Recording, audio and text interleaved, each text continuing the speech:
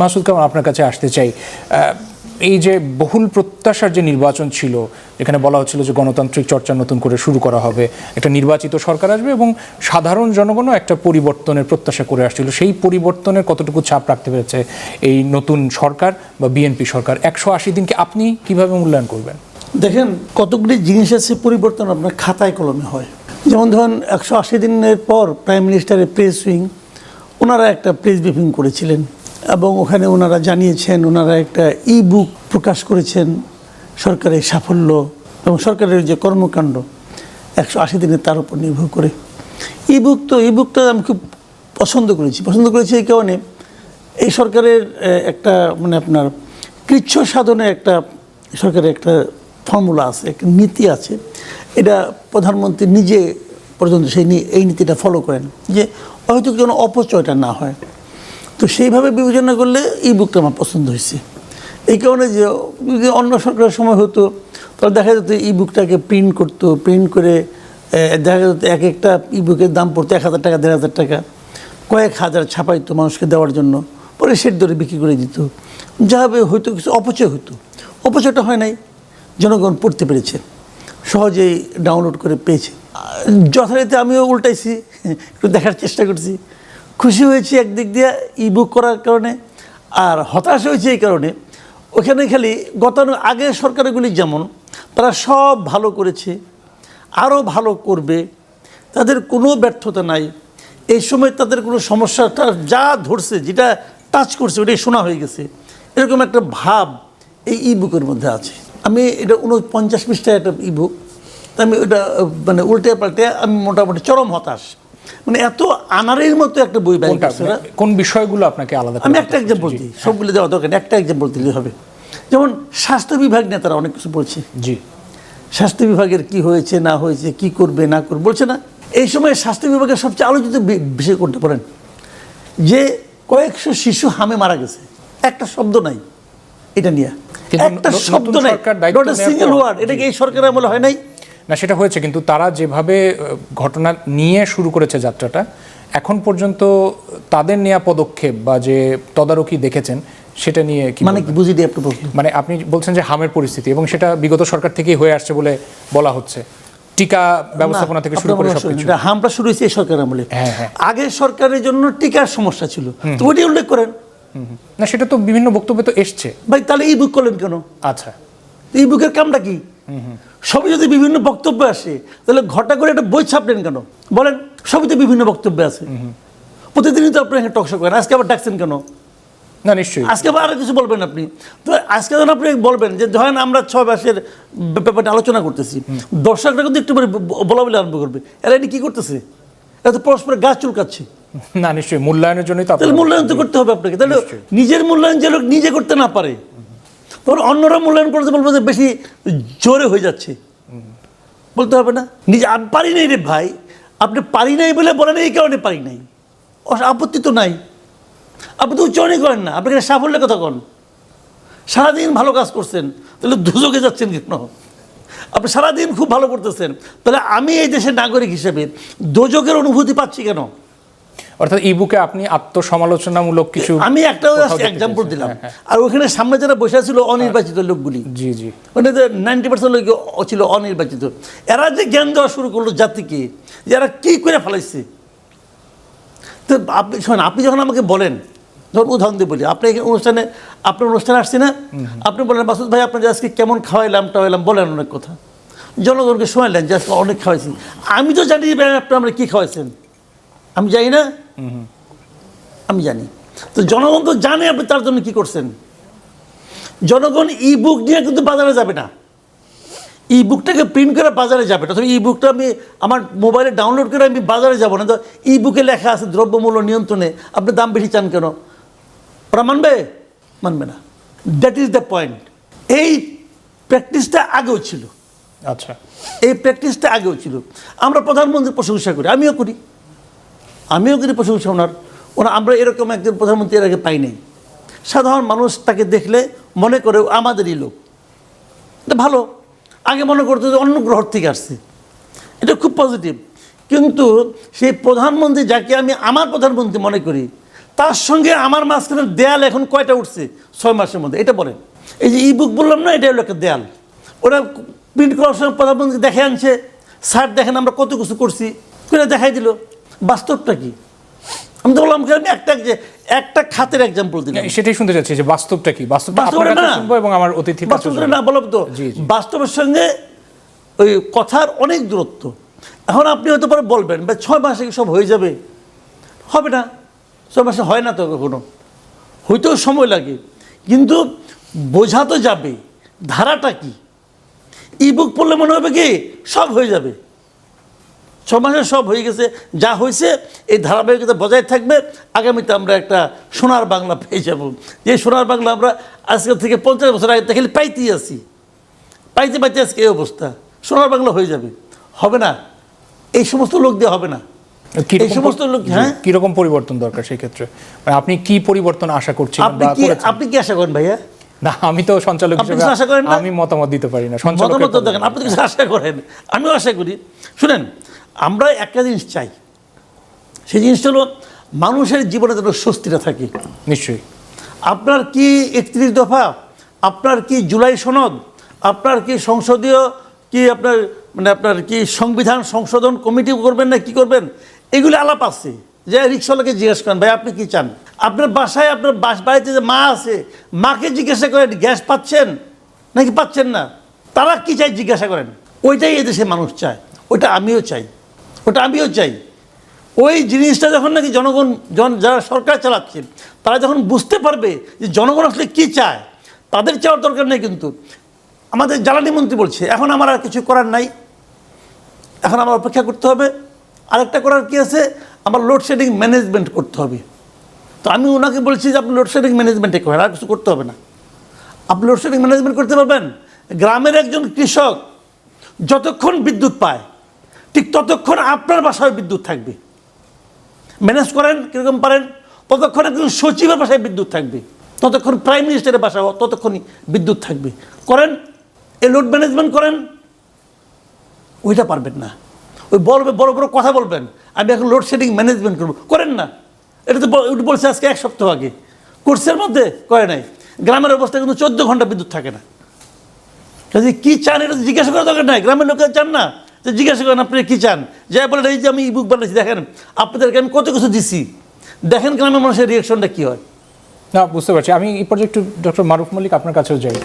জনগণের একদম সাধারণ জনগণের বা প্রান্তিক পর্যায়ের বা কৃষক সমাজের কথা আসছে, যেখানে মাসুদ কামাল যথার্থই বলছিলেন, সেই জায়গায় একটু বলবেন যে সাধারণ মানুষের প্রত্যাশা পূরণে কতটুকু সফল বা ব্যর্থতা হয়েছে, পাল্লা আসলে কোন দিকে ভারী থাকবে? বিশেষ করে ঘুরে ফিরে যে ই বুকের কথাটাও আসলো, সেখানেও নিশ্চয়ই আপনিও হয়তো দেখেছেন বা বিষয়গুলো দেখেছেন যে সরকারের প্রাপ্তির খাতায় কি কি তারা লিখেছেন বা উল্লেখ করেছেন। আমার কাছে যেটা মনে হচ্ছে যে ই বুকে মনে হয় একটু শুরুর দিকে তারা মনে হয় দায় স্বীকার করে নিয়েছে যে আমরা সব প্রত্যাশা হয়তো পূরণ করতে পারি নাই, বাট আমরা চেষ্টা করছি। এটা এরকম একটা কথা আছে আমার যতটুকু মনে হয়, যদি আমি ভুল না জেনে থাকি। আর দ্বিতীয়ত ধরেন যে মাসুদ ভাই যেটা স্বাস্থ্য খাতের কথা বললেন, হামের বিষয়টা, এখন এইখানে কিন্তু এই সরকার তার 100 দিনে কি করেছে তার গৃহীত কর্মসূচি বলছে। এবং এখন হাম নিয়ে যদি আমরা আলাপ শুরু করি, আপনি যেমনটা বলছিলেন বিগত সরকার তার আগের সরকার, এখানে একটা জটিলতা হয়েছে। এটা ধরেন আসলে বিগত সরকারের উপর দায় চাপিয়ে দিয়ে বর্তমান সরকার তো আর দায় এড়াতে পারে না। বরং আমার কাছে যেটা মনে হয়েছে যে দোষারোপের রাজনীতি করে যে বিগত সরকারে কি হয়েছে বা কেন আমাদের হাম নিয়ে শিশুরা মারা যাচ্ছে, কারণ এটা নিয়ে হয়তো বা আপনি অন্তর্বর্তীকালীন সরকারকে দায় দিতে পারেন। আমরা যেমনটা শুনেছি তাদের যে স্বাস্থ্য উপদেষ্টা ছিল ওনারা ঠিকমতো যথাযথ দায়িত্ব পালন করে নাই। বিকজ এই হাম এবং রুবেলার টিকা যে লাস্ট নভেম্বর ডিসেম্বরে যেটা মিস হয়েছে তার ইফেক্ট কিন্তু এখন এসে পড়ছে শিশুদের উপর। তো আমার কাছে মনে হয়েছে যে এই ই বুকে আসলে সেই দোষারোপের রাজনীতি থেকে বেরিয়ে এসে বিএনপি বা এই সরকার কি করছে বা কি করতে চাইছে এটা নিয়ে আসলে একটু মানুষজনকে অবহিত করার চেষ্টা করেছে, যে তাদের নির্বাচনী ইশতেহার কতটুকু তারা বাস্তবায়ন করবে বা করতে পারলো, বা তাদের 31 দফা নিয়ে কিভাবে সামনে আগাবে একটা রূপকল্প তৈরি করার চেষ্টা করেছে। আর গ্রামের মানুষ বা সাধারণ মানুষের যে ভাবনা বা চিন্তাটা, এটা হচ্ছে কি আমরা যারা এই যে টকশোতে কথা বলি বা আমরা যারা এখানে আসি, আমরা কিন্তু সব আরবান শ্রেণী, আরবান ক্লাস। আমাদের এখানে কিন্তু আসলে গ্রামের লোকজন আসে না টকশোতে বা এখানে কথা বলতে। তো তবে এটা তো সত্য যে মূল্যস্ফীতিও তো একটা গলার কাঁটা হয়ে, হ্যাঁ, মূল্যস্ফীতি কমেছে। আগের চাইতে কমেছে 9.6%, যেটা 11-র কাছাকাছি ছিল। 9.42 ছিল মে মাস হ্যাঁ, পর্যন্ত। জি, এটা কিন্তু এক সময় আমাদের 11-12% চলে গিয়েছিল, এরকম তো কমেছে। আপনার খাদ্য মজুদ বেড়েছে 24 টন, আমাদের রিজার্ভ বেড়েছে, তো সব কিছু বাড়ছে। তো আমি মনে করি যে সরকারের তো কিছু কিছু জায়গায় যে সরকার খুব সফল হয়েছে এটা বলা যাবে না, কিন্তু আমি মনে করি যে সরকার চেষ্টা করছে এবং সেটা প্রতিফলিত হচ্ছে সরকারের কার্যক্রমে। যেমন আমি বারবার বলি যে এই সরকারের সবচেয়ে সামনে বড় চ্যালেঞ্জ হচ্ছে আপনার কর্মসংস্থান তৈরি করা। আমাদের প্রায় বেসরকারি হিসাবে 4 কোটি মানুষের মতো দক্ষ বেকার আছে। এদের জন্য কিভাবে আমরা যদি কর্মের সংস্থানটা করতে না পারি, তাহলে আসলে আমরা ডেভেলপমেন্ট নিয়ে যতই কথাবার্তা বলি বা অন্যান্য বিষয় নিয়ে যতই কথাবার্তা বলি, সেগুলো কিন্তু আসলে কাজে দিবে না। তো যে কর্মসংস্থানের কথা বলা হচ্ছে, সরকারের নিয়ে এখন পর্যন্ত যে গৃহীত পদক্ষেপ, তাতে কি মনে হয়েছে যে এই সমাধান আসবে বা সেটা লং টার্মে আসবে বলে মনে করেন? দীর্ঘমেয়াদে আসবে। বলবেন এই পদক্ষেপ নেওয়া? হ্যাঁ, তারা একটা স্কিম বা নীতিমালা গ্রহণ করেছে, এই আপনার ই-বুকে আছে। জি, এবং এটা যখন বাস্তবায়িত হবে, এটা জন্য একটু সময় দিতে হবে। বিকজ আপনার হচ্ছে কি, আমার কাছে যেটা মনে হচ্ছে, মূলত এই সরকার ইন্ডাস্ট্রিয়ালাইজেশনের পাশাপাশি দক্ষ একটা আইটি বেসড জনগোষ্ঠী তৈরি করতে যাচ্ছে, যে যারা দেশে বিদেশে একই সঙ্গে কাজ করতে পারে। এখন আমাদেরকে কিন্তু কেবল ইন্ডাস্ট্রিয়ালাইজেশনে গেলে এবং লোকাল এমপ্লয়মেন্ট জেনারেট করলে আমাদের যে ডেমোগ্রাফিক ট্রেন্ড, এটা দিয়ে আপনি অ্যাকোমোডেট করতে পারবেন না। সো আমাদের গ্লোবাল মার্কেটের দিকে নজর দিতে হবে, এবং সেই গ্লোবাল মার্কেটের দিকে যদি আমরা আমাদের এই কর্মশক্তিকে, জনশক্তিকে এঙ্গেজ করতে চাই, তাহলে কিন্তু আপনার এই আইসিটি বেস বা টেকনোলজি বেস যে ট্রেনিংয়ের, এটা আমাদের দরকার আছে নিশ্চয়ই। এবং সেটা তো গেল দূর পরিকল্পনা। বিশেষ করে সরকারের জন্য এখন যে চ্যালেঞ্জ আমরা দেখছি, জ্বালানি খাত নিয়ে অনেক কথা হচ্ছে, মূল্যস্ফীতির কথা চলেই আসলো। এই দুটো ব্যাপারে কি বলবেন? বিশেষ করে এই যে গ্যাস সংকটের কথা জনাব মাসুদ কামাল বলছিলেন, একই সাথে বিদ্যুতের কথা বলছিলেন, যে সাধারণ মানুষ কিভাবে রয়েছে ঢাকার বাইরে 14 ঘন্টা পর্যন্ত লোডশেডিং, তাদের ওই লোডশেডিংটা নিতে হচ্ছে প্রতিদিন। একটু বলবেন যে সেই জায়গায় সরকারের এখন পর্যন্ত তাদের যে গৃহীত পদক্ষেপ বলি বা পরিকল্পনা বলি, এখান থেকে কিভাবে বের হয়ে আসবে বা কি সরকার ইতিমধ্যেই আপনার অফশোরে মনে হয় 100টা অফশোর অনশোর মিলিয়ে 100টা গ্যাস কূপ তৈরি করার উদ্যোগ নিয়েছে। এবং এটা কিন্তু আপনি বিদ্যুতের কিন্তু শর্ট টার্ম, জ্বালানি খাতের শর্ট টার্ম ম্যানেজমেন্টে কিন্তু আপনি যেতে পারবেন না। বিকজ এই প্রবলেমটা কিন্তু আমি নিজেও জ্বালানি খাত নিয়ে লেখালেখি করতাম এক সময় ঢাকায়, যখন আমি গণমাধ্যমে ছিলাম। আমাদের এই আজকে বিদ্যুৎ এবং জ্বালানি খাতের যেই পরিস্থিতিতে এসে আমরা উপনীত হয়েছি, এটা কিন্তু আমাদের গত 25-30 বছরের যে অব্যবস্থাপনা, এবং আমি বলবো যে এনার্জি খাতের যে যথাযথ ব্যবস্থা না নেয়ার, একটা সুপরিকল্পনা না নেয়ার কুফল কিন্তু। আচ্ছা, সেটার সাথে কি জনাব মাসুদ কামাল আপনি কি একমত হবেন? বলছিলেন যে জ্বালানি খাতের যে বিপদ বা যে সংকট দেখা যাচ্ছে, সেটা এক ধরনের লম্বা সময়ের একটা ফল, গত 25-30 বছরের সুব্যবস্থাপনার অভাব বলছিলেন ডক্টর মারুফ মল্লিক। কি বলবেন আপনি? দেখেন, এটার পিছনে অনেক কারণ আছে।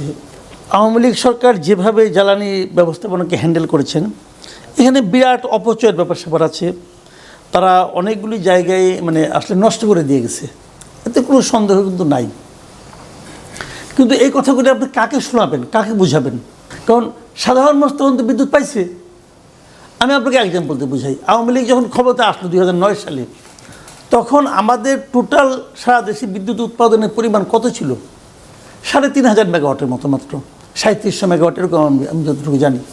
4800 ছিল, কখনো পাইতাম না বোধ হয়। হচ্ছে ওই ফখরুদ্দিন মঈনুদ্দিনের সরকারে এক সময় হাইয়েস্ট 4500 বা 4600। ধরেন আমরা 5000-এর নিচে, কিন্তু সেইটা এখন আমার চাহিদা কত? এখন আমি কত ইউজ করি? প্রায় 16,000 আমার এখন কিন্তু চাহিদা তৈরি হয়েছে। তার মানে কি, মানুষ তো অভ্যস্ত হয়েছে। আগে তো এত বিদ্যুৎ মানুষ ব্যবহারও করতো না, গ্রামাঞ্চলে এত বিদ্যুৎ ব্যবহারও হতো না, মানুষ তাল পাখাই ইউজ করতো। এখন এই যে আমার চাহিদা বেড়ে গেছে, এখন বলতে পারেন আওয়ামী লীগ তো চাহিদা বাড়াই দিছে, ঠিক আছে। আমার 16,000 মেগাওয়াট আমার চাহিদা আছে, উৎপাদনের সক্ষমতা কত? প্রায় 28,000-এর মতো বলা হয়। হ্যাঁ, 28,000-এর মতো। এই বাড়তিগুলোর জন্য কিন্তু আওয়ামী লীগ কিন্তু পে করছে। আবার আওয়ামী লীগ তো বসে বসে পে করছে রে ভাই, তো অপচয় করছে। কার টাকা দিছে? ওর বাপের টাকা দিছে নাকি আমার আপনার টাকা দিছে? আমার আপনার টাকা দিছে। লুটপাটের চূড়ান্ত করছে কিন্তু, কইরা নিয়ে মানুষকে এমন এক জায়গায় নিয়ে গেছে। তো আপনি যখন ক্ষমতায় আসছেন, আপনি এগুলো যাই না আসেন নাই, আপনি তো যাই নিয়ে আসছেন যে ওরা তো এই আকাম করে থুয়ে গেছে। এই আকামের মধ্যে আমাকে কারণ জানতে হবে, কারণ আমি বলি আপনাকে, পাবলিক যারা নাকি এন্ড ইউজার, তারা কিন্তু অত মেগাওয়াটও বুঝে না। তারা মেগাওয়াটও বুঝে না, কোনো ওয়াটই প্ল্যান্ট বুঝে না, কিছু বুঝে না। তারা বুঝে যে আমি সুইচ দিব, ফ্যান ঘুরবে, আমাকে আর তাল পাখা দিয়ে বাতাস করতে হবে না। তারা এইটুকু বুঝে, এই জন্য আমাকে পে করতে হবে, তারা এইটুকু বুঝে। তো এরাই তো আপনাকে ভোট দিয়ে পাঠাইছে এখানে। তা ওরা যে কি বুঝে এই কথাটা আপনি কেন বুঝেন না? আপনি 6 মাসের মাথায় এসে বলতেছেন এই সমস্যা, এই সমস্যা। এই 6 মাসের সমস্যা, আওয়ামী লীগের সমস্যা তো অন্তর্বর্তীকালীন সরকারের আমলে ছিল। অন্তর্বর্তীকালীন সরকারও তো চুপচাপ বসেছিল, তারা তো কোনো ব্যবস্থা নেয় না রে, তাদের ঠেকাও নাই। এবং ইন্টারেস্টিংলি যে বলে না, একটা ট্রেন থেকে যদি ড্রাইভার নেমে লাফ দিয়ে নেমে চলে যায়, তারপরে কিন্তু ওই ট্রেন প্রায় 5 কিলোমিটার এমনি এমনি চলে। তো অন্তর্বর্তীকালীন সরকার ওই সময়টাতে মানুষ কিন্তু এই জন্যই বুঝে নাই, কারণ ওই সময় কিন্তু ওই ধাক্কাই চলছে। সমস্যাটা ক্রিয়েট হয়েছে এই সরকারের আমলে এসে। তো এই সরকার কি সেই ব্যবস্থাগুলি নিয়েছে? দেখেন কতগুলো কথা আমি বলি। হাম নিয়ে এত কথা হয়েছে, হাম নিয়ে হামের টিকা ঠিক মতো কেনা হয় নাই। 1 জন 2 জন 3 জন লোক বলছে যে এটা হলো অন্তর্বর্তীকালীন সরকারের ভুল সিদ্ধান্ত অথবা অপরাধ বলছে। তারা মামলা করতে গেছে, মামলাগুলি নেওয়া হয় নাই।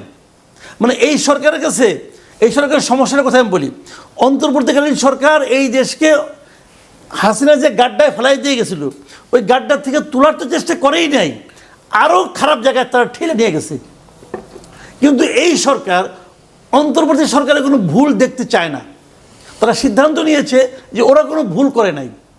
এখন যতদিন তারা ওদেরকে ভুল দেখতে না চাইবে, ততদিন কিন্তু ওই ভুলগুলোর দায় এই সরকারের উপরে চাপবে। আর আমি ওই ডিটেলে যাব না, কারণ ওই কোনটার দায়িত্ব কে নিছে, কোনটা কারে বাতিল করছে, কোনটা আওয়ামী লীগের, কোনটা কার। ভাই আওয়ামী লীগের মতো সবই আওয়ামী লীগের ছিল। এখন সব আওয়ামী লীগকে আপনি সরাই দিয়ে বন্ধ করে দেবেন, ওটা আওয়ামী লীগের লোক পাইছিল, ওটা অত বেটা দিব না, বন্ধ করে দেবো, এগুলো অনেক কিছু আপনি করতে পারেন পলিটিক্যাল কারণে। কিন্তু ওইটার মাধ্যমে তো আপনার সমস্যা বাড়তেছে। এখন যখন লোকে বিদ্যুৎ না পাবে, দায়টা কাটে। যে আমাদের ডাক্তার জাহেদ বলতেছে যে বিদ্যুৎ না পাওয়ার দায় টোটালি আওয়ামী লীগের, এই সরকারকে দায় দেওয়া যাবে না। তার কথা হয়তো ঠিক, হয়তো উনি লজিক্যালি এটা এস্টাবলিশ করবে, কিন্তু পাবলিকের লজিক শোনার সময় আছে? সোশ্যাল মিডিয়া খুলে দেখেন এটা নিয়ে কী পরিমাণ পাবলিক ট্রল করতেছে। ট্রল তো পাবলিকও করে, ট্রল তো আওয়ামী লীগের লোকই করে। হয়তো ট্রল আওয়ামী লীগের লোকজনই করে, কিন্তু পাবলিক তো খায় কেন? পাবলিক মিলায় যে ভাই কথাটা সত্য, আওয়ামী লীগ গেছে 2 বছর আগে, 2 বছর আগে ওই দলকে তুমি দোষ দিচ্ছ কেন? তুমি কি করলা? পাবলিককে আপনাকে হ্যান্ডেল করতে হবে। জ্ঞানী লোকের ভোটে কিন্তু আপনি আসেন নাই, ওই গ্রামের লোকের ভোটে আসছেন। আপনাকে গ্রামের লোককে হ্যাপি করতে হবে, তারা যে ভাষায় বোঝে সেই ভাষায় বোঝাতে হবে। স্থাপনারও তো আলাদা আলাদা করে বিশেষত্ব থাকে, সবকিছু মিলিয়ে কি সব সমান করে দেওয়া সম্ভব সেটা? আচ্ছা, হ্যাঁ হ্যাঁ, হাসপাতাল তো গুরুত্বপূর্ণ জায়গা, এখানে তো মানুষ মারা যাবে। নিশ্চয়ই মারা যাবে না, ওখানে আপনি দিবেন কেন? ওখানে আপনি ফুল টাইম রাখেন। লোডশেডিং কিন্তু কেবল গ্রামেই হচ্ছে না, শহরেও হচ্ছে। আমি যেখানে থাকি আজকে সকালে আমার ওইখানে 2-3 বার লোডশেডিং হয়েছে। আমি তো অস্বীকার করি নাই, হ্যাঁ, কিন্তু সময়টা কতক্ষণ? বেশ দীর্ঘ সময়ই ছিল আমার।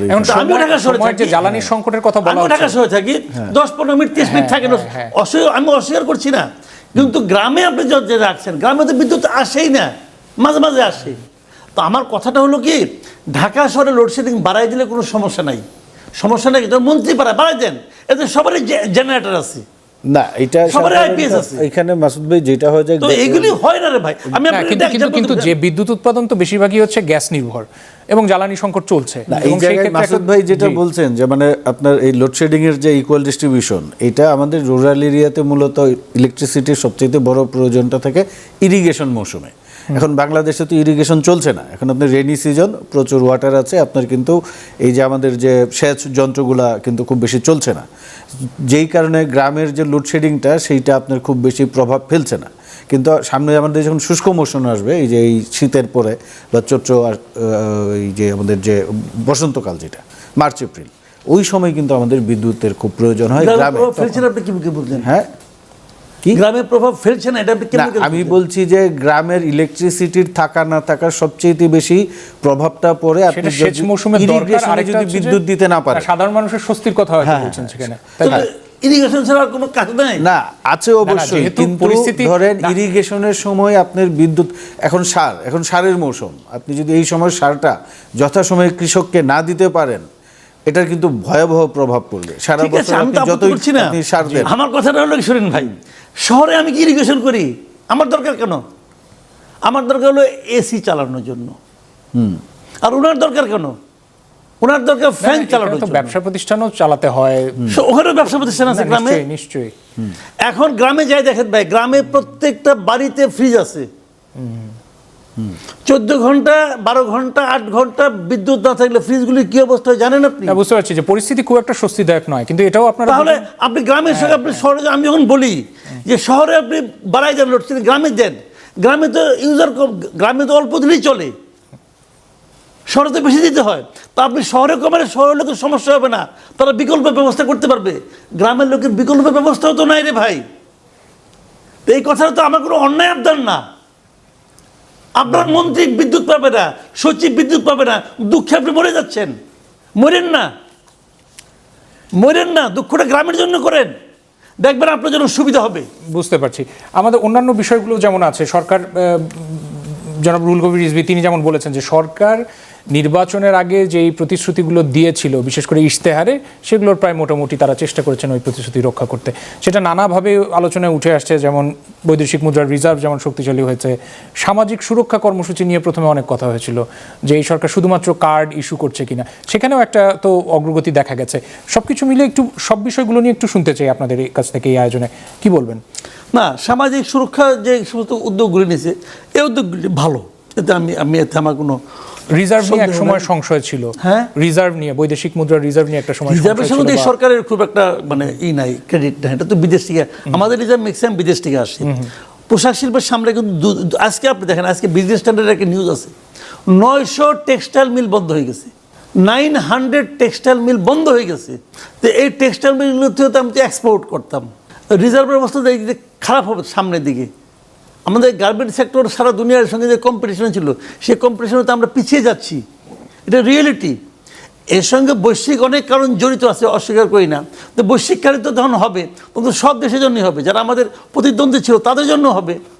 তো আমাদের অর্থনৈতিক অবস্থা তো খুব ভালোর দিকে যাচ্ছে তা না, আইএমএফের সঙ্গে আমাদের ওইটা তো আইএমএফ আর আমাদের টাকা পয়সা দিচ্ছে না, শেষ কিস্তিগুলি আর দিচ্ছে না, বন্ধই তো হয়ে গেছে। কাজেই রিজার্ভ এখন যেটা আছে ঠিক আছে, আমি বলছি রেমিটেন্স বেড়েছে, রেমিটেন্স বাড়ছে, এটা তো সরকারের জন্য না, এটা হলো মানুষের। হ্যাঁ, সরকারের এখানে ভূমিকা আছে, সরকার দেশে এমন একটা সিচুয়েশন ক্রিয়েট করতে পারছে যে মানুষের আস্থা ফিরে আসছে, এটা পজিটিভ। আমি এগুলি খারাপ বলছি, শুনেন, ভালো তো কিছু হয়েছে রে ভাই।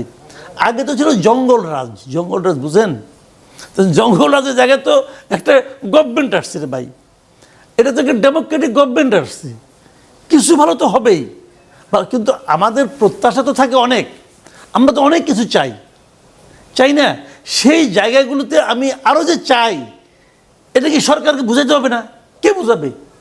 ওনার চান্স তারা বুঝাবে না, ওই যেগুলি মিলে প্রেস কনফারেন্স করবে ওরা বুঝাবে না, যারা ইবুক বের করবে তারা সরকারকে বুঝাবে না, তারা বরং সরকারকে বলবে অনেক বেশি ভালো কাজ করে ফেলেছেন, আর একটু কমাই করেন, ওরা ওইটা বলবে। তো ওইটা বোঝানোর জন্যই আমাদের গলার রক টক ফুলাইয়া আমরা কথা বলি। আপনি দুঃখিত হবেন না।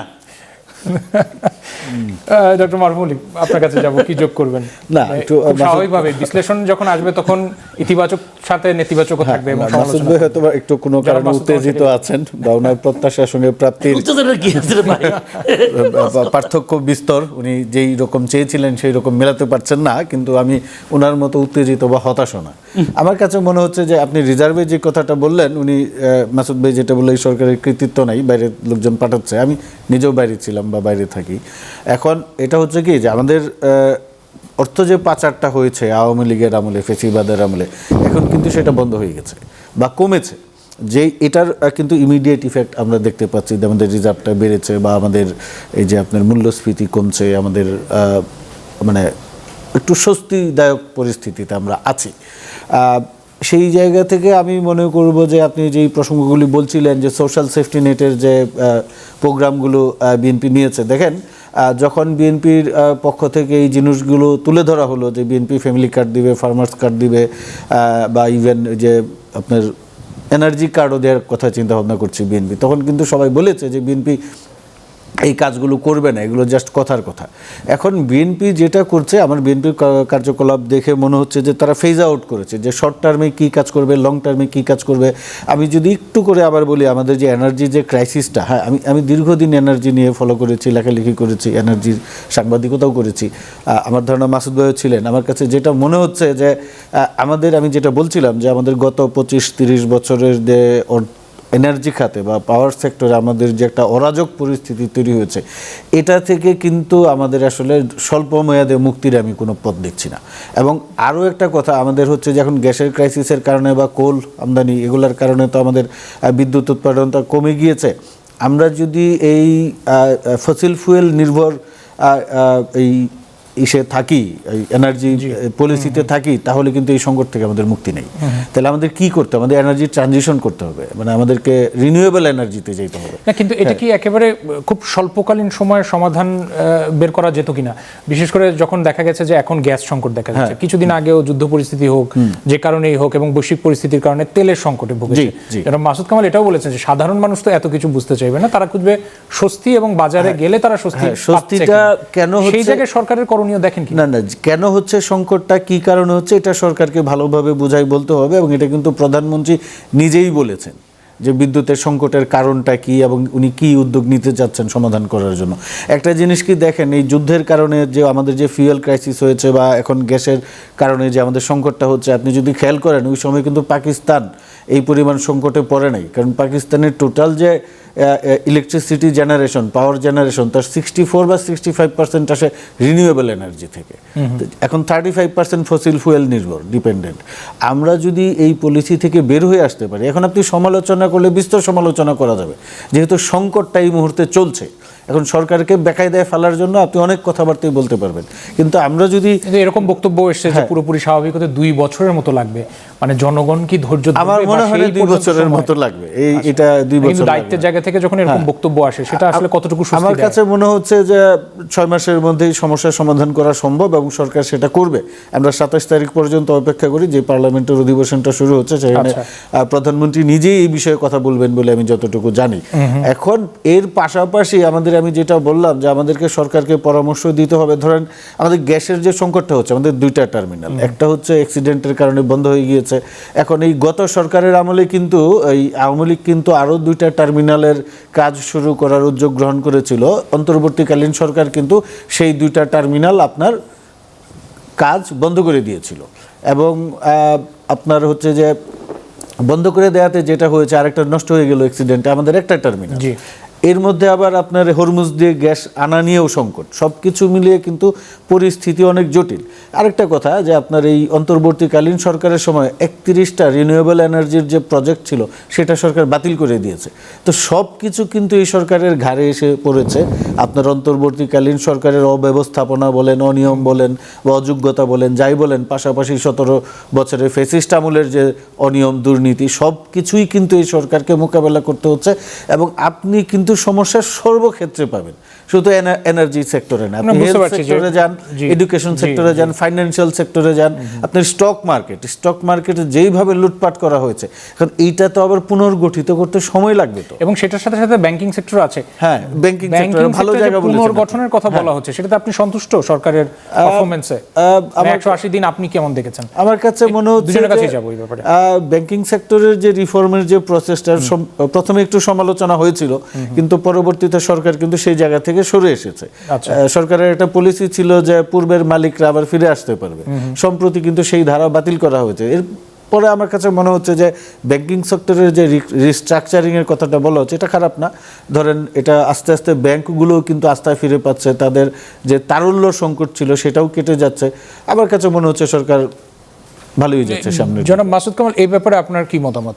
বিশেষ করে এই ব্যাংকিং সেক্টর পুনর্গঠন বলেন, শেয়ার মার্কেট বলেন, সেগুলোর তো এটা আসলে একটা বড় ইস্যু ছিল, তো বোঝা যাবে না। এই শেয়ার মার্কেটে সুফলটা আসতে সময় লাগবে, ব্যাংকিং সেক্টর।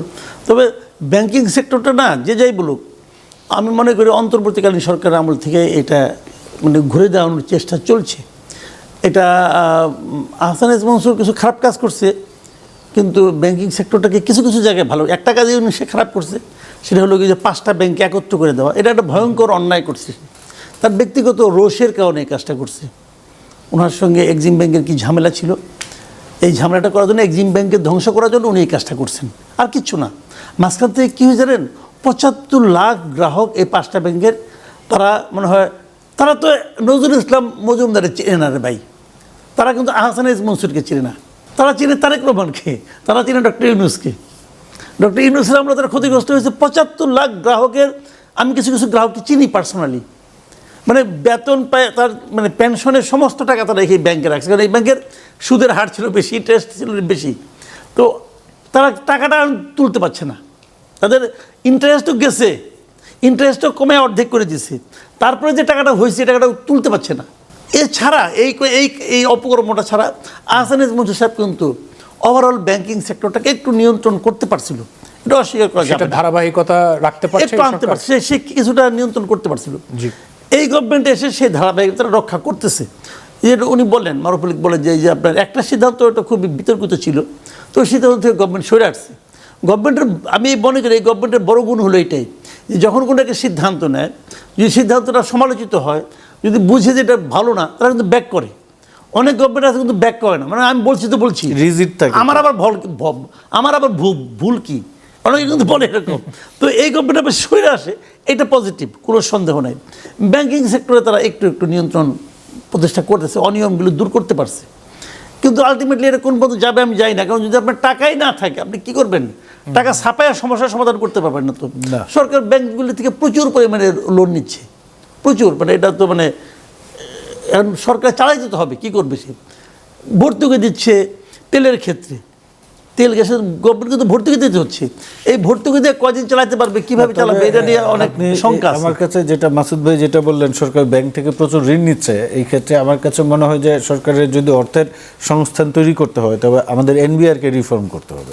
হ্যাঁ, এবং এইখানে আমি একটা কথা বলবো, সরকারের প্রতি আমার পরামর্শ থাকবে যে আমলাতান্ত্রিক নির্ভরতা থেকে বের হয়ে আসতে হবে। কারণ আমাদের বাজেটে যখন আপনার এই যে রাজস্ব আহরণের যে রাস্তাগুলো তৈরি করা হয়, আপনি দেখবেন আমাদের এইখানে আমাদের এই এনবিআর থেকে সরকারকে যে পরামর্শগুলো দেওয়া হয়, এই পরামর্শের কারণে আপনার সরকারের কিন্তু রাজস্ব আহরণের সুযোগ কমে যায়। এখন দেখেন যে জটিলতার কথা বলছেন, সেটা এর আগে বিগত সরকার, অন্তর্বর্তী সরকারের সময় কথা হয়েছে পতিত সরকারের সময়, সেই ধারা থেকে কি বের হওয়ার উচিত বলে মনে করছেন আপনি? আমি মনে করি সেটা কি সরকার শুনবে বা শোনা উচিত বলে আপনি? আমার ধারণা সরকার শুনবে, আমরা যদি সঠিক পরামর্শ, সুপরামর্শ দিতে পারি। সহজ হবে না চ্যালেঞ্জ হয়ে থাকবে বলে মনে হয়? সহজ হবে না নিশ্চয়ই, কিন্তু অসম্ভব না।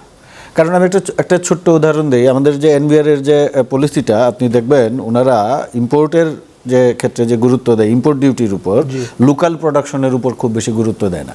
দেখবেন আপনি যখন একটা ফ্যাক্টরি করতে যাবেন, আপনি যখন একটা ফিনিশড প্রোডাক্টের কাঁচামাল আমদানি করতে যাবেন, ধরেন আপনি একটা প্রোডাক্ট বানাচ্ছেন, কাঁচামাল আমদানি করবেন, ওরা যেটা করে আমাদের এই কাঁচামালের উপর হাই ডিউটি ইম্পোজ করে, এবং ফিনিশড প্রোডাক্ট যখন আপনি আনতেছেন তখন কিন্তু কম্পারেটিভলি এটা থেকে এটা ডিউটি কম, তাইলে আপনার ইম্পোর্ট হচ্ছে। এখন ইম্পোর্ট হইলে কিন্তু হয় কি, আপনার কিন্তু কর্মসংস্থান হচ্ছে না। আপনি যে প্রোডাক্টটা বানাচ্ছেন সেইটা যদি আপনি লো ডিউটিতে এনে একটা ফ্যাক্টরি, 10টা ফ্যাক্টরি করতে পারেন, তাহলে কিন্তু আপনি 500, 1000, 6000 মানুষের কর্মসংস্থান করতে পারবেন। লোকাল মার্কেটে আপনার প্রোডাক্ট বিক্রি হবে এবং এটা বাইরের মার্কেটে এক্সপোর্ট করার একটা সুযোগ থাকে। সরকার কিন্তু ধরেন লো ডিউটি পাচ্ছে, কিন্তু যখন লোকাল মার্কেটে বিক্রি হবে ভ্যাট পাবে, ভ্যাট পেয়ে তো সেটা কাভার করতে পারবে। কিন্তু আপনি যখন অনলি ইম্পোর্ট করছেন এটা ফিনিশড প্রোডাক্ট, আপনি খালি ইম্পোর্ট ডিউটিটা পাচ্ছেন, আপনি তো লোকাল মার্কেটে এই লোকের কর্মসংস্থান তৈরি করছেন না। আচ্ছা, এই পুরো সময়টার মধ্যে অনেক ফ্যাক্টরি বন্ধ হয়ে গেছে এবং একই সাথে কর্মসংস্থান নিয়ে হাহাকার ছিল, এবং প্রায় 30 লক্ষের মতো বেকার যুবক রয়েছে, সেটাও এর আগে শোনা গেছে। নতুন সরকার এখন পর্যন্ত বলছে যে তারা কর্মসংস্থান তৈরি করবে। কার্যত খুব বেশি দৃশ্যত কি সেটা দেখা গেছে যে পদক্ষেপ? এই কর্মসংস্থান তৈরি করার জন্য 6 মাস কিন্তু একটু স্বল্প সময়। এই যে অনেক ফ্যাক্টরি বন্ধ হয়ে গিয়েছে, এটা মূলত আমাদের ইলেকট্রিসিটি এবং চালু করবে কিভাবে, সেই গ্যাসের সংকটের কারণেই মনে হয় যে 900, উনি যেটা বললেন 900 টেক্সটাইল মিল বন্ধ হয়ে গিয়েছে।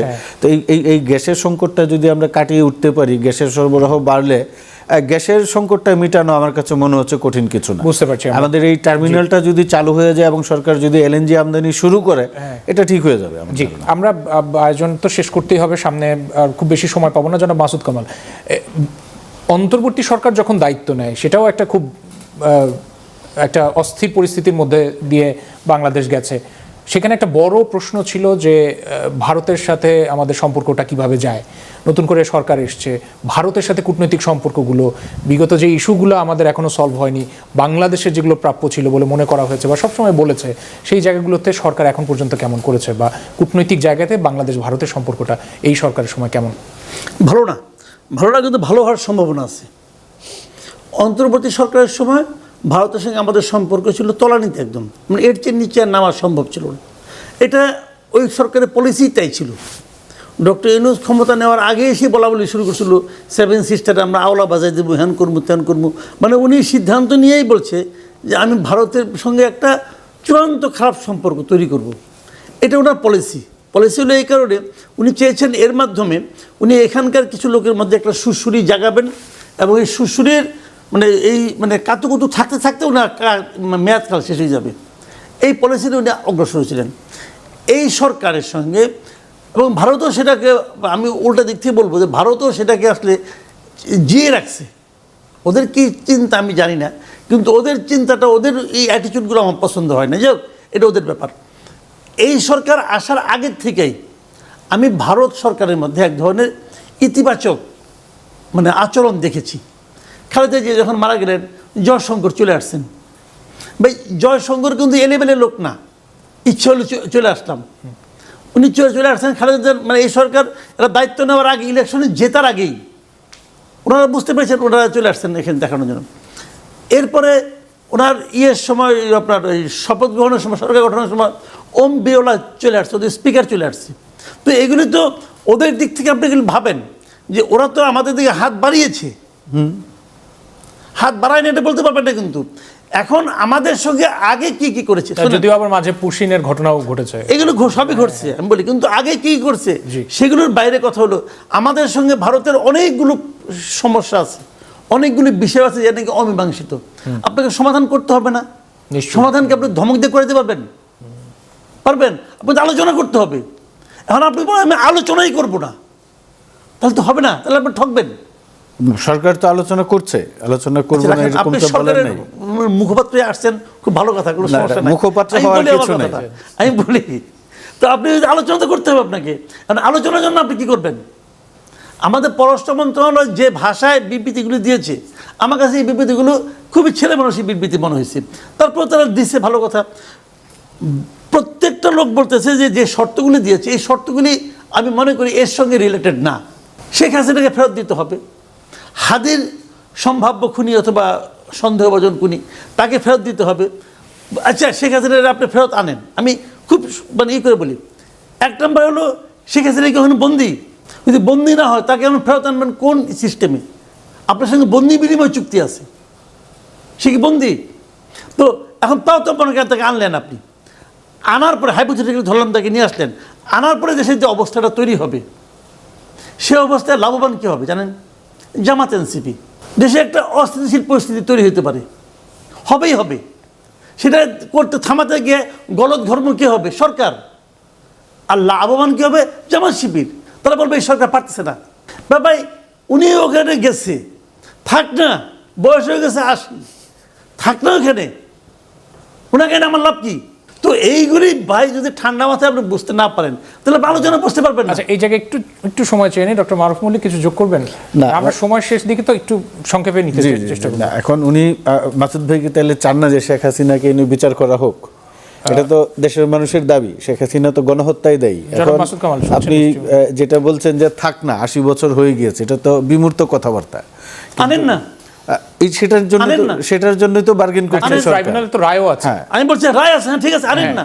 সরকার চেষ্টা করছে, সরকার চেষ্টা না করে বসে থাকবে না। আনেন দেখি কেমন। হ্যাঁ, না, এটা আপনি যেভাবে উনি যখন আসতে চান তখন বলে আসা যাবে না। না, ওনাকে আসতেও দিবেন না, আবার আনতেও চাবেন না। মাসুদ ভাই বিষয়টা কেন বলেছে তো যে তিনি আসলে পুরোপুরি আইনি সহায়তা পাবেন। এইখানে ধরেন আসেন, উনি শেখ হাসিনা আসতে চাইলে তো আসতে পারবেন না। উনি তো পলাতক। উনি কি বাংলাদেশি পাসপোর্ট নিয়ে আসবেন, না ভারতীয় পাসপোর্ট নিয়ে আসবেন, নাকি ট্রাভেল পাস নিয়ে আসবেন? ওনার পাসপোর্ট তো বাতিল করা হয়েছে। গেছিল কি পাসপোর্ট দেখাই গেছিল, ইমিগ্রেশনে সিল মেরে গেছিল। সেই জন্যই তো এখন উনি তো চাইলে আসতে পারবেন না। ওনাকে আসলে ডিপ্লোম্যাটিক চ্যানেলে আসতে হবে। উনি ইন্ডিয়াতে বৈধ অভিবাসী না অবৈধ অভিবাসী সেটা তো বিবেচনা করতে হবে, করে উনি তো চাইলেই বিমানের টিকিট কেটে ঢাকায় এসে নামতে পারবেন না, ওনাকে যথাযথ চ্যানেল মেনটেন করে আসতে হবে। বাংলাদেশে ইমিগ্রেশন পার হইতে হলে বাংলাদেশকে স্বীকৃতি দিতে হবে। আমি বলি, আপনি লিগ্যাল বিষয়গুলো তো বিবেচনা করবেন, লিগ্যাল সব বিবেচনা করছি, বিবেচনা করেই বলতেছি। এরকম কথাবার্তা বললে তো হবে না। না না, আমি ওইভাবে কথা বলছি না, আমার কথাগুলো যথেষ্ট লজিক্যাল। আমি আপনাকে বলি শুনেন ভাই, আমরা তো কিছু কিছু বুঝি। তারেক রহমান সাহেব আমার বিবেচনায় উনি শেষ পর্যন্ত ইন্ডিয়ায় যাবেন, যাবেন নরেন্দ্র মোদীর সঙ্গে উনি বৈঠক করবেন, এটা আমি এইভাবে ভাবি। আমি মনে করি যাওয়া উচিত। এই পররাষ্ট্র মন্ত্রণালয়ের মুখপাত্র আইসা একটা সারমন পাঠ করে গেলেন, কোনো প্রশ্নের জবাব দিলেন, উনি কিন্তু কোনো প্রশ্নের জবাব দেন নাই, জাস্ট আসছেন পাঠ করে চলে গেছেন। তো জবাব দেন নাই কেন? জবাব প্রশ্ন উঠলে উঠলে জবাব দিতে পারবেন না, তাড়াতাড়ি পড়ে দিয়ে চলে গেছে। তো আমার কথাটা হলো কি, তার আলোচনা ছাড়া কোনো সমাধান হবে না।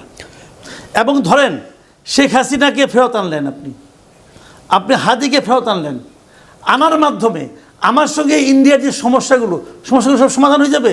আমার জন্য কোনটা বড়? এই আনার ব্যাপারটা আপনি যাই আলোচনা করেন, আনার ব্যাপারটা যাই আলোচনা করেন। আনার ব্যাপারটা তো এখানে বসেও তো আলোচনা করা যায়, গিয়ে আলোচনা করতে হবে কেন? একই সঙ্গে আপনি বাংলাদেশের প্রধানমন্ত্রীকে আমন্ত্রণ জানাচ্ছেন, আবার সেইখানে আপনি পলাতক আওয়ামী লীগ বা শেখ হাসিনাকে কার্যকলাপ পরিচালনার সুযোগ দিচ্ছেন, তারা বন্ধ করে দিক। আপনি বলছেন শেখ হাসিনা বন্দি কিনা? শেখ হাসিনা তো বৈধ অভিবাসীও না, ওনাকে তো অ্যারেস্ট করা উচিত ইন্ডিয়া সরকারের। অতিথি, তাইলে আপনি ওখানে যান কি করে? আপনার শত্রুকে যে অতিথি বানায় রাখছে। আরে ভাই, তাকে এই দেশ থেকে এখানকার সরকার তাকে বিমানে করে ওই দেশে পাঠাইছে। হ্যাঁ, কি করে পাঠাইছে? বলছে এখানে তার জীবনের রিস্ক আছে, আমি পাঠাইলাম। ওখানকার যে ওদের নিরাপত্তা উপদেষ্টা অজিত দোভাল, তিনি ওকে রিসিভ করেছেন। সে তো ওদের অতিথি। সেই অতিথি হচ্ছে আপনার গণহত্যাকারী। সেইটা তো আমার সেইটা নিয়ে ভাই গণহত্যা সেই আলোচনার টেবিলে সেই কথাটা তো বলতে হবে। কিন্তু তাদের যে ক্যাপাসিটি রাখতে হবে তো। যেটা বলছেন যে সবকিছু জলাঞ্জলি দিয়ে ভারতের সঙ্গে আলোচনায় যেতে হবে। জলাঞ্জলি দিলেন নাকি? এইখানে তো আপনি জলাঞ্জলিটা কি দিলেন? না না, এইখানে বরঞ্চ জলাঞ্জলি দেওয়ার মতো পরিস্থিতি তৈরি করছে এই জামাত এবং এনসিপি। সেইটাতে আপনি ভয় পাইছেন? না, ভয় পাওয়ার কিছু নাই এইখানে। আচ্ছা, ডক্টর মারুফ মল্লিক এটাও বলছিলেন যে তাদের তো রাজনৈতিক কার্যক্রম এই মুহূর্তে দেশে নিষিদ্ধ, কিন্তু এটাও যে ভারতে তিনি রয়েছেন সেখান থেকে তাদের রাজনৈতিক কার্যক্রম করার জন্য মদত দিচ্ছে, এরকম একটা তিনি একটা ব্যাখ্যা দিয়েছেন, যুক্তি দিয়েছেন যে উনি যা বলছেন তাকে ওই গভর্নমেন্ট এন্ডোর্স করে না। না, এখন উনি না ভারত সরকার বলতেছে এন্ডোর্স করে না। আপনার মনে থাকা উচিত, খালেদা জিয়ার আইনজীবী লর্ড কার্লাইলকে দিল্লি সংবাদ সম্মেলন করতে দেয় নাই, আর সেইখানে আপনার ফরেন রিপোর্টার্সদের ডিপ্লোম্যাটিক রিপোর্টার্সদের প্রোগ্রাম করছে আওয়ামী লীগ। এটা আপনি কিভাবে অ্যাকসেপ্ট করবেন? আওয়ামী লীগ সেটা নিয়ে তো কথা বলতে হবে। না না, আপনি ফ্রি রাইড ইন্ডিয়াকে দিতে পারেন না। পিয়ারের দল সেই পিয়ারের দল থাক, কিন্তু আপনি যখন ভারতের সঙ্গে ডিপ্লোমেসিতে যাবেন আপনার হাতে তো কিছু রাখতে হবে বার্গেনিং টেবিলে বসার জন্য, নেগোসিয়েশনসের টেবিলে বসার জন্য। আচ্ছা ভাই, করেন এই বার্গেন করেন, আপনারা পলিটিক্যালি করেন, উইন করেন, করলে তো আমাদেরই লাভ, আমার তো কোনো সমস্যা নাই। কিন্তু আমি যখন দেখতেছি যে নিশ্চিত পরাজয়ের দিকে আপনি যাচ্ছেন, তখন মনে হচ্ছে যে ভুল করছেন। এটাই আমি বলছি। না, আপনি ধরেন ডিপ্লোমেসির আলোচনার আগে বলে দিচ্ছেন যে পরাজিত হবে, এটা তো আমি দেখতেছি তো ভাই, আপনি দেখতে পাচ্ছেন, আমি দেখতে পাচ্ছি, এই হলো পার্থক্যটা। দেখেন, বেশি দিন লাগবে না তো, 2 মাস দেখেন, তখন এসে বলেন আপনার দেখা ঠিক ছিল না, আমার দেখা ঠিক ছিল না। আপনি অপেক্ষা করেন 2 মাস, তারপরে আপনি কমেন্ট করেন। আচ্ছা, আগাম মন্তব্য আমাদের আয়োজন যেহেতু শেষ করতে হবে, আমি দেখতেছি তো চোখের সামনে। এটা হলো টোটালি জামাত এবং এনসিপির যে পলিটিক্স, সেই পলিটিক্সটা ওদের লোক সব জায়গায় আছে, এবং তাদের পলিটিক্সটাকে আমরা এগিয়ে নিয়ে যাচ্ছি, এই গভর্নমেন্ট এগিয়ে নিয়ে যাচ্ছে। আমি বুঝতে পারছি, আয়োজন শেষ করতে হবে। 30 সেকেন্ড বা 40 সেকেন্ড করে একটু দুজনের কাছে আমার আর কিছু বলার নাই।